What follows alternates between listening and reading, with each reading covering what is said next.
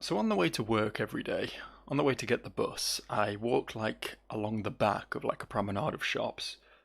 And there's one building in particular that always catches my eye because there's out the back in this sort of area that you're not really supposed to see, there's a door. And this door it, it's not on the first floor. It's not on the ground floor. It doesn't connect to anything. It's about 3 stories up. It's just a door, just on the back of the wall. Doesn't go anywhere. Just to, like, if you were to come out of it, you would just drop, right? And that's pretty weird, but it doesn't stop there because today I walked past that door and it was open. There was no ladder, no means of reaching it, and I took a moment to like have a little peer, take a bit of a glance in through this door from where I could see, and from my vantage at least, it didn't appear that there was any interior doors in the room beyond. It was an empty room, no interior doors, right? So either someone had set up a ladder, gone up and opened this door, then come back down, taken the ladder away, or there was some like fucking Joseph Fritzl style dungeon up there. Someone had been locked in that room, and they'd finally managed to bash the door open and escape, and you know, leapt down into the yard below and run for the hills. And it's one of those like mundane things that's just very fucking weird. You know what I mean? Just seeing a door, a room on an upper floor of a building that isn't connected to the rest of the building, and there's no way of accessing. Feels like something out of the fucking Twilight Zone. You know what I mean? Anyway, the reason I'm saying all this is that if I mysteriously go missing at some point, that's probably where you'll find me, just locked up in the mystery dungeon. The parallel alternate universe fucking picture of Dorian Gray attic, and just locked away in this terrifying blank empty room that no man will ever access again, just left to rot. Anyway, welcome back to Joe Plays Disco Elysium. We're going to listen to a fun tape today, which is probably going to be no less morbid than that story. The compact tape player is still and silent. Seems it has completely broken down now. Break it down now. The machine was made in Revachol by a company called Elysium. Their logo depicts the triple-towered Delta skyline. It was supposedly built to last. There's no fixing this one. This would have been very helpful with the Megamix, but it isn't anymore. Yeah, any ideas? My Kinema only comes with radio. Let's try to find a new tape player. Perhaps we should talk to Roy at the pawn shop. He has stuff. He did have a music system of some thought, so I thought it was just speakers, but I might be wrong. Let's go. Let's go do something, shall we? Let's go achieve something today. I don't know. I don't know where we're standing on this whole thing. I really want to hear this tape because I feel like that might give me enough actual factual evidence that will help one way or another. Like, I feel inclined, obviously, as I'm sure we're meant to, I feel inclined to believe the lady, the disco dancer lady. I've already forgotten her name. Classier or something. I feel inclined to believe her over the Hardy Boys, of course, but this game isn't afraid to do some tricks. This guy was selling speakers, but they were just speakers, right? Let's have another quick look to double check that. The speakers below are banged up and worthless. The sneakers triumph over them. They're the star of the show here. Okay. Yeah, that's just speakers, so that's not helpful. We need the actual tape player. So I guess our best bet is going to be the pawn shop, right? Let's just follow this rabbit hole because there really is actually something of interest here.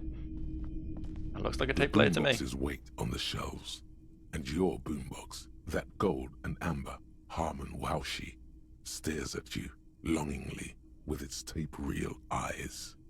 Can I just play a tape on one of the boomboxes real quick? Sorry, man. I can't be giving out freebies. Never have, won't now.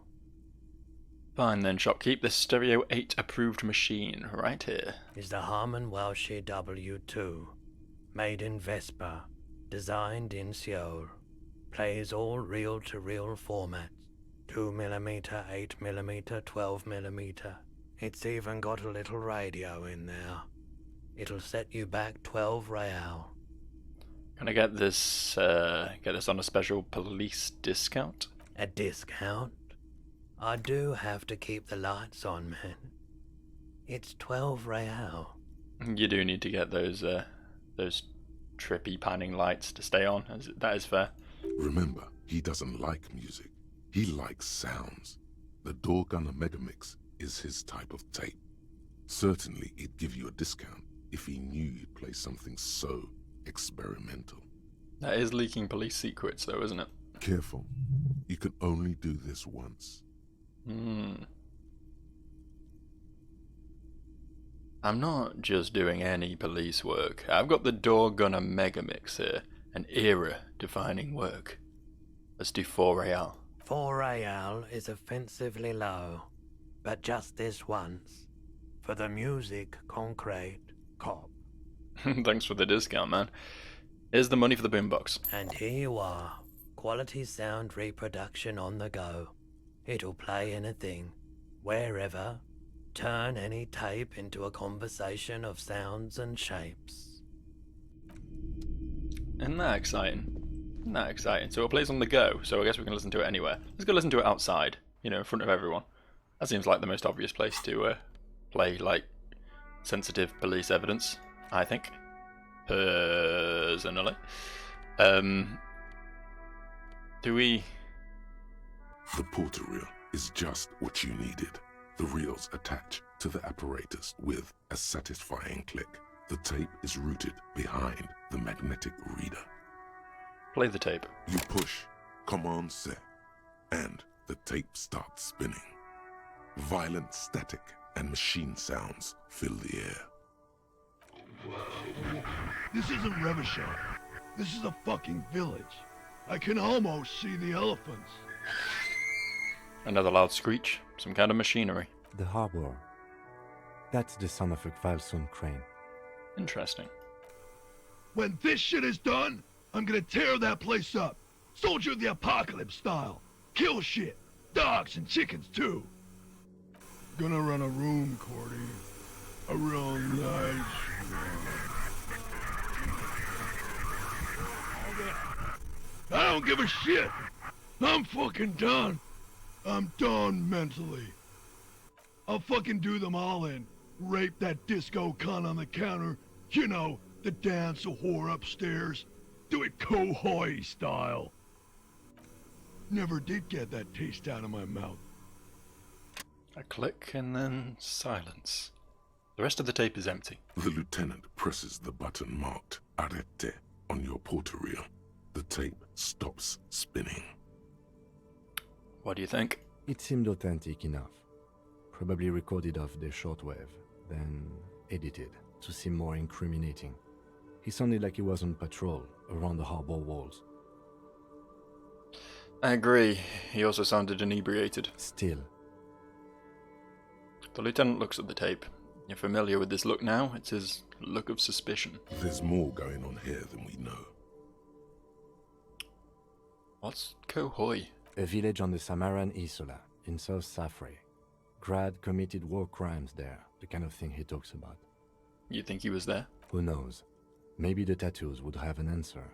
Or maybe Kohoi is just merc talk for atrocity, slaughter.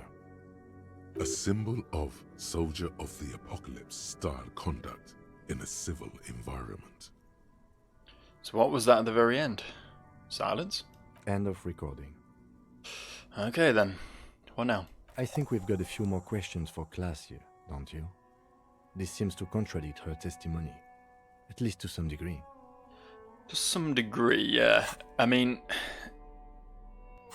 you know, he's obviously a bit of a fucking nutcase. He wants to seem big in front of his boys. So even though, like, a normal human being wouldn't brag about such a thing, he might have just been, like, saying he was gonna rape her in order to, you know, seem like the big man. Even though he was actually having, you know, a perfectly consensual relationship with her. It's weird, obviously, but, you know, it's not necessarily proof of anything. That's kind of the problem I'm having with this game at the moment, is that nothing seems to be proof of anything, you know? Everything's vague. It's well written from that perspective, but it hurts my brain a lot, you know? My teeny tiny little child brain struggles with these big man issues. Anyway, Classier. Hello, officer. What brings you up here again? Let's talk more about this so-called assault. Not my favorite topic, but okay. How do the Hardy Boys know you? They're frequent guests. Downstairs. They have a booth for union members. They're probably down there now. And how did you meet? Over drinks. It's been a long, boring winter. Did you party? A little, yeah. Like you partied with the deceased? No, not as hard. I'm sorry to have to ask this, but have you had a physical relationship with any of the Hardy Boys? I have. Which one? Which ones, sir? I don't remember precisely. Titus, obviously. But as I said, it's been a long winter. Sure did seem like there was a lot of jealousy on Titus's part, at least, considering that. Perfectly willing to incriminate our boy, the horrible hired mercenary, in order to have an excuse to hang him. But are you sure you weren't raped? I'm 89% sure. Does that mean you're 11% not sure? You know how it is. Do you? Actually, I don't. Maybe you don't. The ash lands on her jumpsuit. She brushes it off. There are numerous cigarette burns on those silvery scales. Easy to see now that you're closer. In conclusion, officer, I'm gonna go with a mild to medium not raped here.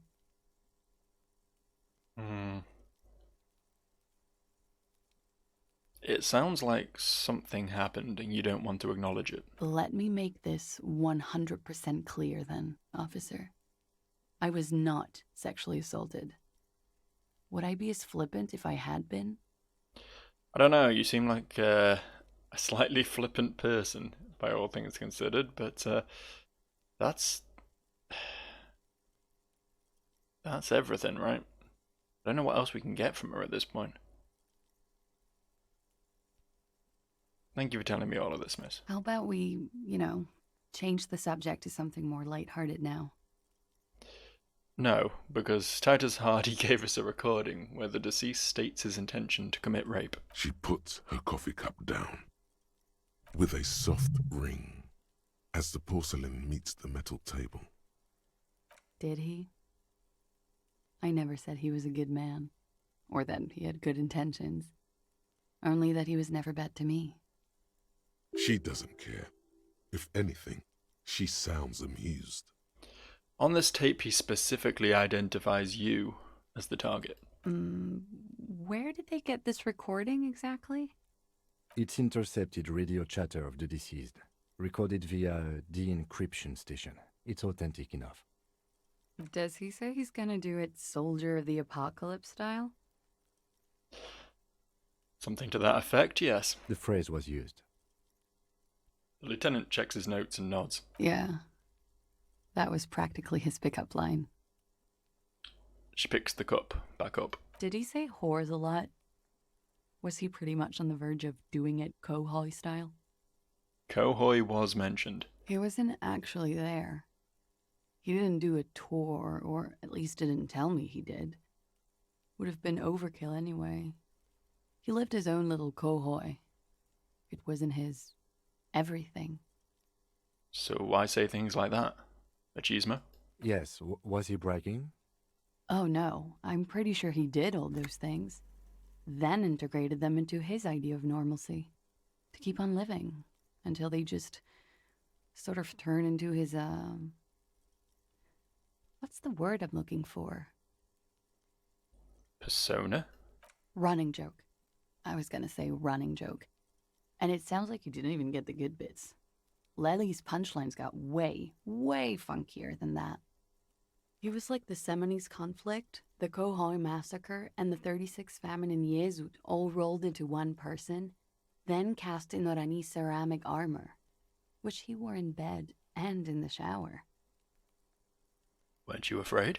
Afraid of what? That tape the Hardy Boys recorded? Your mother probably never told you this, but girls are evil.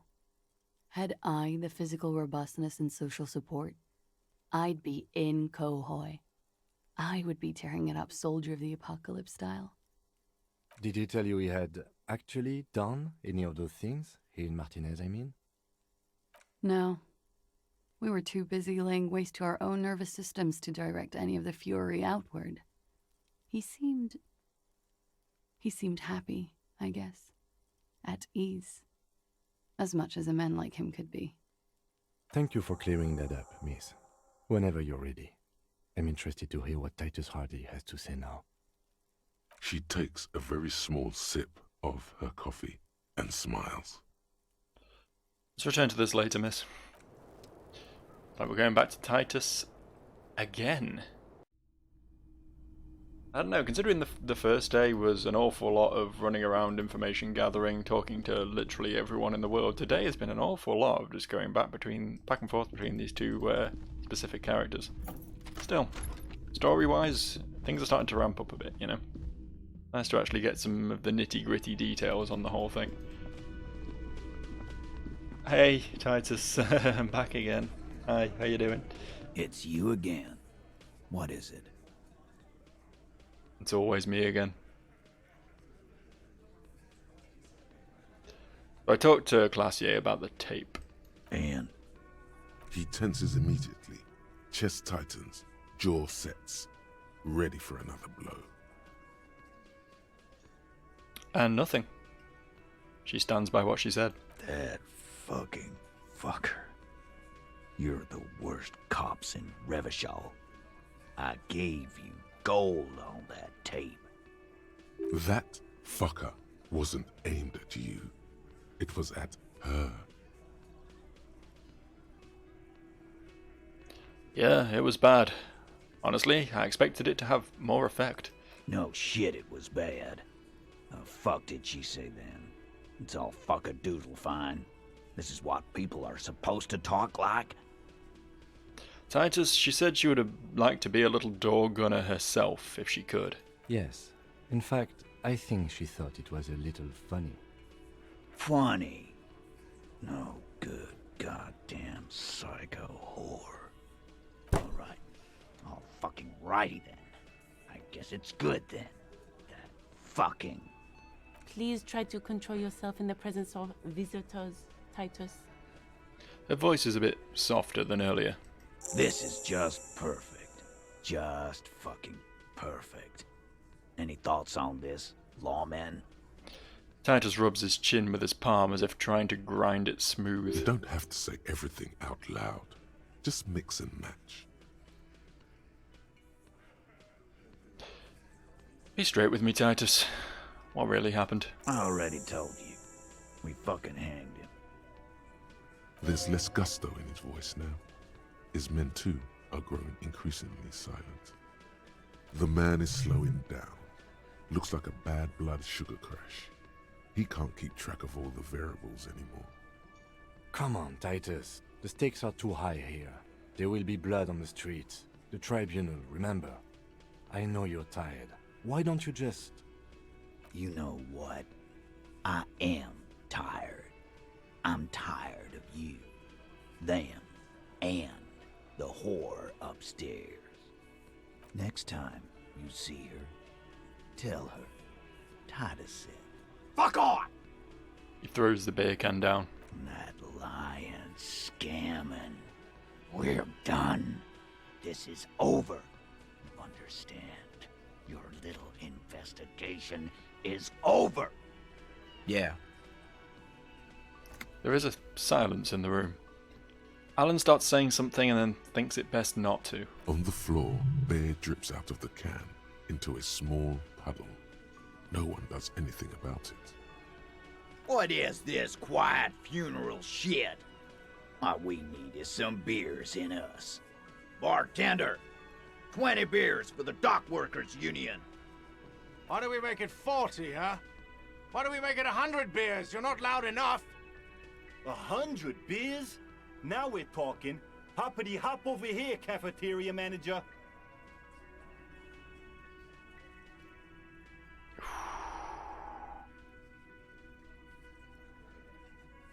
You know, to get Titus on side would be real nice. That's barely a 50-50 chance, though. Fuck it. Convince Titus he's being manipulated.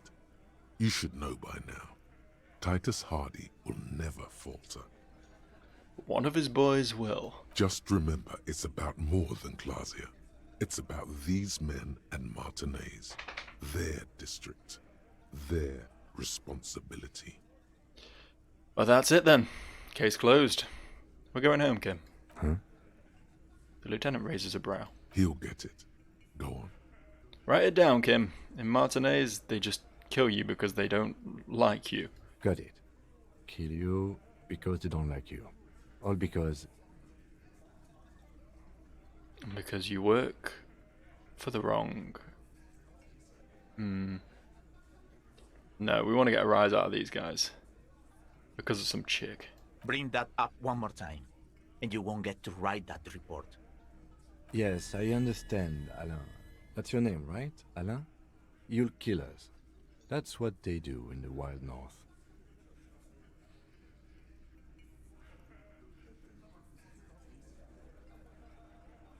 They club you from behind, string you up, and then go back to drinking. It wasn't that. It wasn't... We didn't hit him, okay? That's it. That's the weak one. You flushed him out. Now go in for the... Officer, you will be next if you don't shut up. The old man reaches for his belt, but his voice is strangely calm. Firearm. A Glass 08 or a 38 caliber pistol. Either is small enough for you to have missed. He's onto you. He knows what you're trying to do.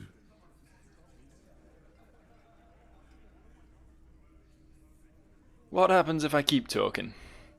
You gonna kill me too? In this bar? For nothing? No, I'm not gonna do it. I'm too old for a shot like that now. Well, you hear that, Angus? You're gonna kill me too. Suddenly, there's an awful ringing in your ears. Your body temperature spikes. You're burning all over with fear. To your right, you sense the air move. The lieutenant draws his firearm. You only manage to perform one more movement. An instinctive jerk to your left. Then, no sound. No one screams. It's impossible to say where it comes from. More dead cops. Sad news from the district of Martinez, as the bodies of 2 police officers are found floating in the canal. It is believed the officers were pursuing a murder investigation, but got caught in the dock workers' strike and were gunned down under unclear circumstances. Such needless loss of life is truly tragic, a local union leader, Everard Clare, commented, and added that although the event is truly horrid, we can expect similar incidents to follow if right-wing vigilantes are allowed to run around uncontrolled and try to wriggle their way into well-organized neighborhoods. I think we done gone fucked up. I mean, it seemed like the option was to try and get Angus on side, right? That's what the game was sort of leading me towards doing. And I feel like I made the right steps to do that, but I guess Titus just fucking killed me instead, so, that's awkward. When was this? Oh, that autosave is a while back, huh? Oof. Okay, I'm going to quickly run around and do everything I did again, and we'll pick up from that conversation in just a second. Okay, we're back here. I have saved just before this conversation now. I've tried to pick all the same options I picked last time, and I think I was pretty on point with that. I did have to save scum a few times to ensure I succeeded that roll that I succeeded last time. But I guess now we're going to have to really think about what we're going to say here.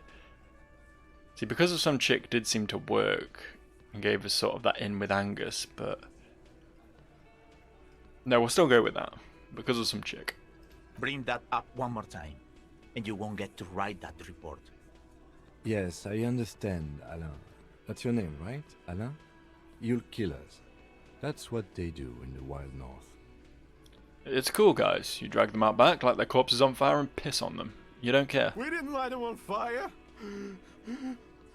No one pissed on him either. That's it. That's the weak one. You flushed him out. Now go in for the... Officer, you will be next if you don't shut up. Firearm. A Glass 08 or a 38 caliber pistol. Either is small enough for you to have missed. He's onto you.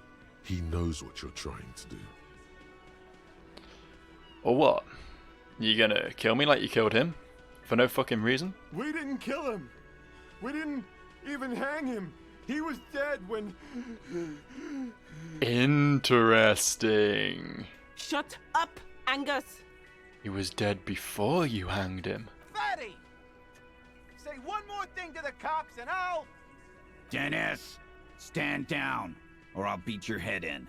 Theo, take your hand off the belt. This isn't 31. I've got this under control. Who are they covering for? The lady driver? Does he? His closed fist is shaking. It's you who's in control. Let them have their moment. The room falls quiet. So quiet you can hear Angus wheeze. Angie, where's your goddamn inhaler? You sound like you're dying. I left it home. I can't get it. I'm too fucked. I'm sorry. Why are you so fucking fat, Angus? Now it's all pointless. Because of you. You wasted my time. I told you, Titus. I told you just give her up. Interesting. All roads seem to lead back to a certain someone, don't they? Lizzie, your help is no longer needed here. Go tell Everard. Fine. I'll tell him. After a long walk along the coast. She walks off without looking back. You're in. He's all yours. Questions? Whose idea was it to hang him anyway? Hers? In a manner of speaking. What do you mean? We had help from another girl. It was her idea to hang him, and I liked it for political reasons. It sent a good message. It's her, isn't it? The drug trafficker. The missing 8th Hardy. Fella, you think too much. He's off all right. You're gonna hurt your head. That woman is just affiliated with the Hardy Boys. You don't know her, anyway. You're gonna stonewall me if I ask you about her, aren't you? Glad you understand that. I'm sorry I made you guys fight. Me too. Kim? We did it. The lieutenant gives a smile only you can see. That doesn't feel like there's any point in saying any of these options. We know. We've confirmed this. But, alright, so you didn't kill him. He was already dead. He nods. You hanged the corpse to cover up the real cause of death. What was it? We're not sure. Probably a bullet. The wound was difficult to see. Oh, fuck. Following this thread has turned out to be a little bit awkward, because we know who recently brought a gun over here and lost it to said lady. To be fair though, I lost the gun after the man was already dead. I didn't arrive until after he was hung. So there's no way my gun was the murder weapon. Which means the lady driver had a second gun. Plot thickens.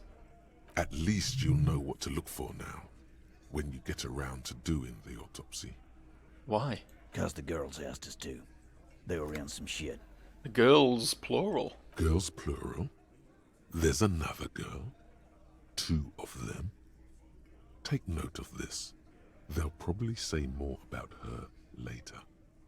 Did she kill him? Cop, I have no idea. The girl says she didn't.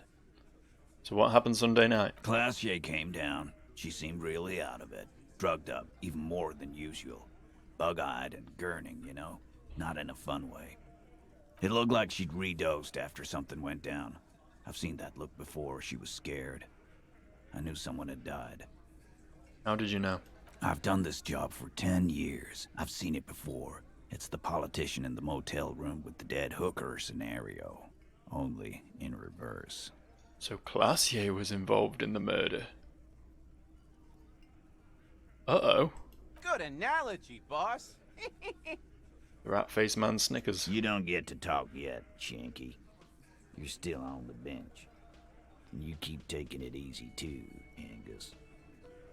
So what happened then? We went upstairs. Sure as day the Merc was dead. There was a bullet hole through the window.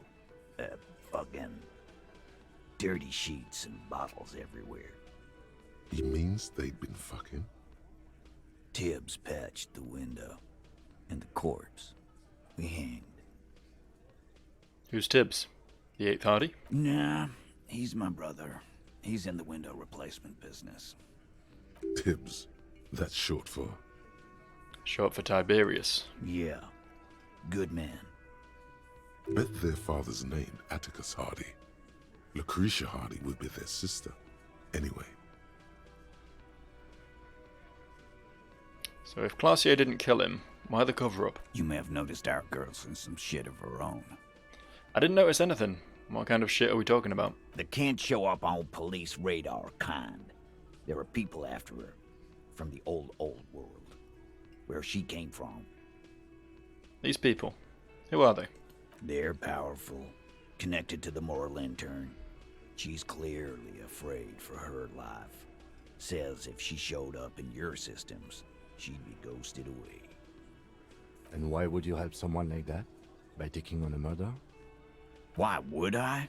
I guess we abide all sorts of runaways and losers here. It's a Martinez thing. Thank you for this, Titus. I'll go talk to her. For the last time. You do that. Hey, cop. Before you go, Clausia, came to Martinez to hide. Many of us did. This is where you wash up when there's nowhere left to go. The Union takes you in. Now, she refused that protection. But You would still prefer it if we didn't take her away. that's right. If we didn't take care of the people who end up here, this place would just be a couple of ruins and some cargo containers. We'll take that into account. The lieutenant slides a notebook into his coat pocket. He turns to leave. Mazovian socio-economics. In the meantime... 0.000% of communism has been built. Evil child-murdering billionaires still rule the world with a shit-eating grin. All he has managed to do is make himself sad. He is starting to suspect Krasmezov fucked him over, personally, with his socio-economic theory. It has, however, made him into a very smart boy with something like a university degree in truth. Instead of building communism, he now builds a precise model of this grotesque, duplicitous world. Well, isn't that fun? Model of a grotesque, duplicitous world. Guess we'll go back to Classier again then. That was an interesting turn of events. I assume Classier isn't the lady driver. I assume. I mean, they could be one and the same, but I don't believe so. And since he mentioned girls plural, definitely means there's still someone else we need to look into for this. But I guess we'll talk to our girl again, assuming she's still here. Won't be at all surprised if she's fucking bailed at this point, but... Oh no, she's here. It's always good to see you. She cracks a weary smile, leaning back against the railing. Something in her demeanor has changed. She's tired, consigned to her fate, to being here with you and what's to come. The Hardy Boys told us what really happened. I understand. She puts a coffee mug on the table. Just like that. No resistance. Her shoulders are slouched, her feet long and straight. You don't look surprised. You were expecting this. I knew there was a chance you'd get them to tell you. It's what you do. You're the police. For what it's worth, I'm sorry for wasting your time. This is good. Clear the air first, between you two, then move on to questions. Is it? Something is off here.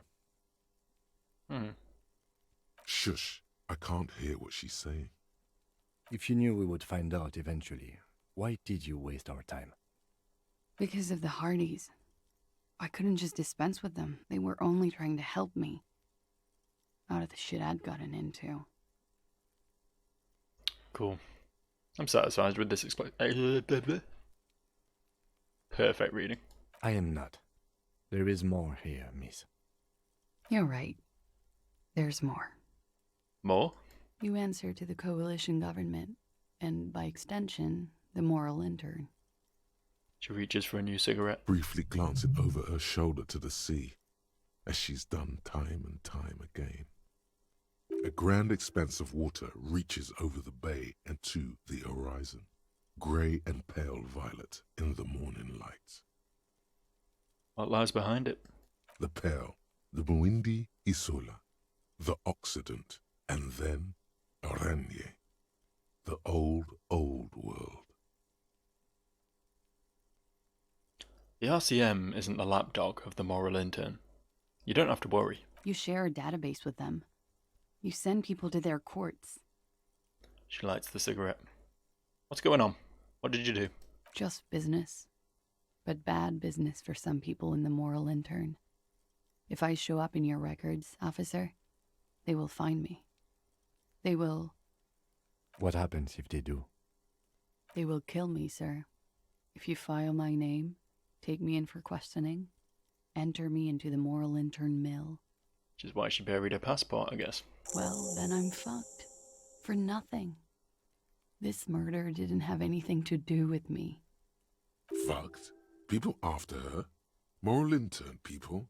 This isn't Orionese lit. You said you studied Orionese lit. What's with the fugitive stuff? I did.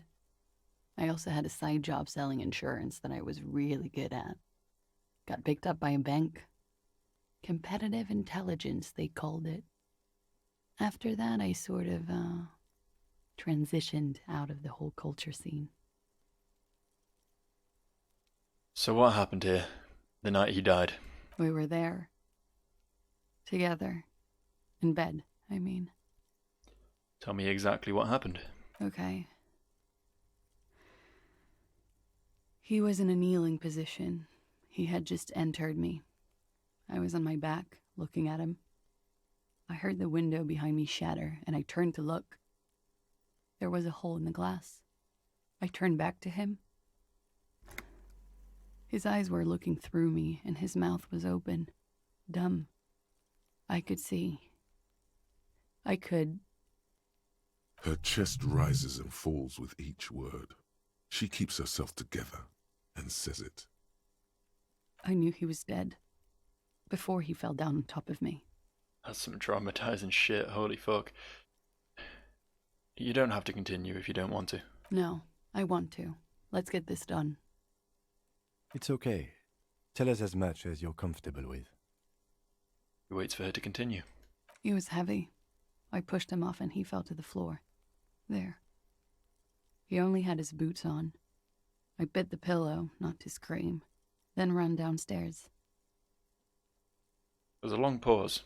She just stands there, her arms at her sides. I waited for the second shot to come. For me. I thought there would be one. It never came. She's forgotten about her cigarette. The butt has burned right down to her fingernails. Your cigarette, miss. Oh. She looks at it and quickly tosses the butt aside. I'm sorry this happened to you. So am I. She immediately proceeds to light another one. What time was this? When did it happen? It would help us if you could be as precise as possible. 11:30 to 12:15. I don't know the exact time. Around midnight. It's okay. Were you inebriated? Not as much as usual. He'd done a line, plus other things. I was drinking. Wait. Titus said she was gurning her jaw off, much more than usual. Titus said you looked pretty high. Oh, yeah. I did one of his lines, just to clear my head. Did you hear or see the shooter in the course of this? No, What did you do then? nothing. I was trapped. I was stuck in my room downstairs. I got some clothes on and crawled back up, drew the blinds. Blood was coming from his mouth. Not a lot, just a little. He was still on the floor, slouched. I couldn't be there with him anymore, so I ran down and out of my room, into the hallway, down the stairs. I knew there would be people there. What happened after you ran downstairs? Sylvie was tending the bar. A lot of people were there.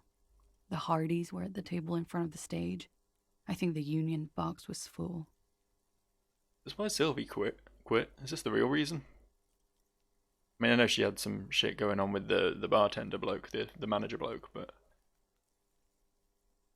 I don't know, I feel like this is a lot of shit to be dealing with. Ruby was there too. They were having such a good time. Who's Ruby? I sat down and they all welcomed me. I didn't even have to say anything. Ruby knew something was wrong. The 8th Hardy. That's who Ruby is. Ruby? Before we continue, who is Ruby? Ruby. You know, the leader. The leader? The leader? Of what? The Hardy Boys. I thought Hardy was the leader of the Hardy Boys. Well, nominally, yes. Ruby's the one they go to when things happen, like things they need taken care of. She's the organizer. Would you say she is the 8th Hardy Boy? Why not? Okay, let's go on. What then? Well, Ruby said let's talk upstairs. I showed her the room. I've known these people since December. They know my situation, that I can't leave a paper trail. Ruby was the first one I told. She said she'd take care of this. It's what she does, you know, take care of things. I helped her get the body to the bathroom. We used a belt to pull him up under the shower, to keep him upright. To produce lividity, matching a hanging? Yes. It's a shame we never got around to doing a thorough autopsy. And when was the tampering? 20 minutes after death? About 20, yes. Ruby explained it would make the blood... You know what he does. She looks at the ground, then raises her light brown eyes to meet yours. And what did you do? Ruby went outside to talk to Titus and the boys. I was just looking at Lely in the bathroom. I had to put his clothes back on. His armor, too. It was tough, but I've seen him take it off and put it on many times. It took Ruby maybe half an hour to come back with Titus. I'd gotten him ready by then. They carried him out.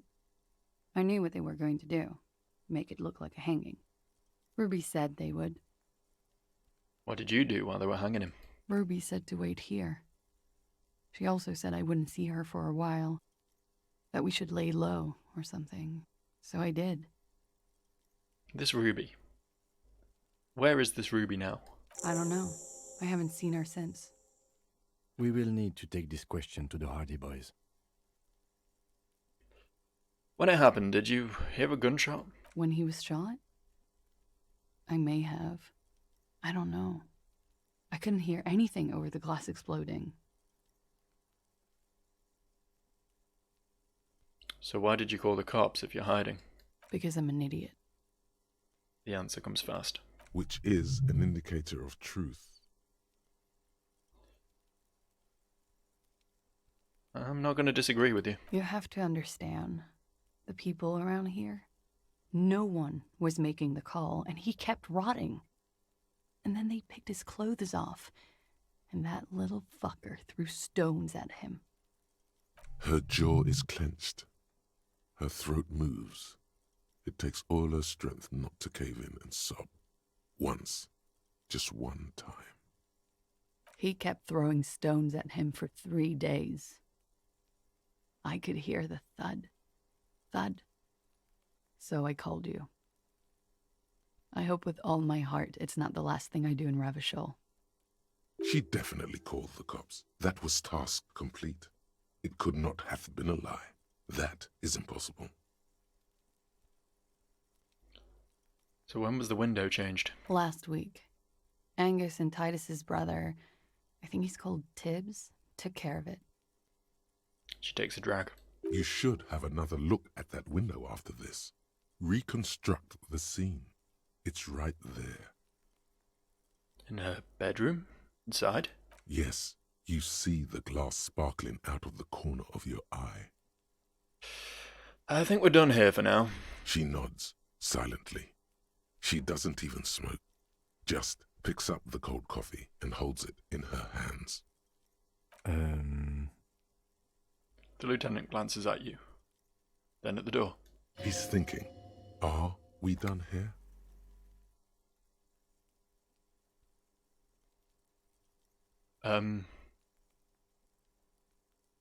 Let's return to this later. I know I still need to quiz her about the deceased, but I don't know if that's going to get us very far right now. She didn't seem particularly keen to talk about it. So this window. This window is pristine on the inside, unlike the one next to it. Light from the desk lamp reflects off the glass in an untarnished golden halo. Those points in visual calculus finally fucking paying off, eh? What happened here? The golden light melts away into the blue, glassy darkness of your mind. In it are two neon-lit shapes, a man and a woman on the single bed. A two-hearted spider. What position are they in? Like the witness said, the man is kneeling, the woman is on her back. It's the night of March 4th and a shot has just been fired. The man looks directly at the woman. The shot's possible directions converge in his mouth, a ray cast from somewhere outside, entering his brain. Where does it come from? From the roof outside, location A prime. The glass fractures around the bullet hole, shards face inwards like a corona behind the woman's back. Have a look at point A, the roof. The ray cast from the man's mouth unravels into a fan of possible directions, all on the roof at first. The shot could have come from any of them. This is composite location A prime, most likely of the origin points. So I'm what, 80% sure the roof is where the shot was made from?